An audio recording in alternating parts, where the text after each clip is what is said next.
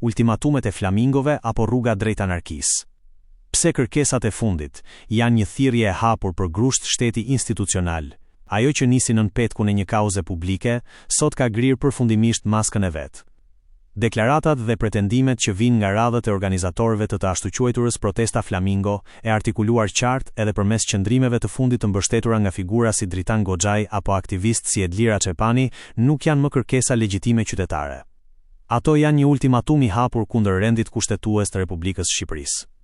Nuk bëhet më fjalë për rotacion politik, as për pakënaqësi ndaj qeverisjes. Ajo që po kërkohet zyrtarisht në tryezat e kësaj proteste është asgjë më pak se zhbërja e shtetit shqiptar dhe instalimi i një junte pa emër. Nëse i zbërthen pikat e ultimatumit të tyre, skenari është i frikshëm dhe i padgjuar në historinë e tranzicionit ton demokratik. Pika 1 dhe 2. Qeveri jashtë parlamentit. Kërkohet dorëheqja e qeverisë dhe zëvendësimi i saj me një strukturë të propozuar nga protesta, duke anashkaluar plotësisht parlamentin. Ky është sulmi i parë frontal ndaj sovranitetit. Në një demokraci, pushteti buron nga vota e popullit dhe legjitimohet në kuvend. Të kërkosh emërimin e një qeverie nga rruga, pa kaluar nga institucioni që përfaqëson votën e 3 milion shqiptarëve, është grusht shteti i pastër institucional. Pika 3 dhe 4. Ndryshime kushtetuese me dhunë juridike dhe eliminim i institucioneve. Organizatorët kërkojnë ndryshime rrënjësore në kushtetut, por pa pasur asnjë interes që këto të kalojnë në rrugë legjitime.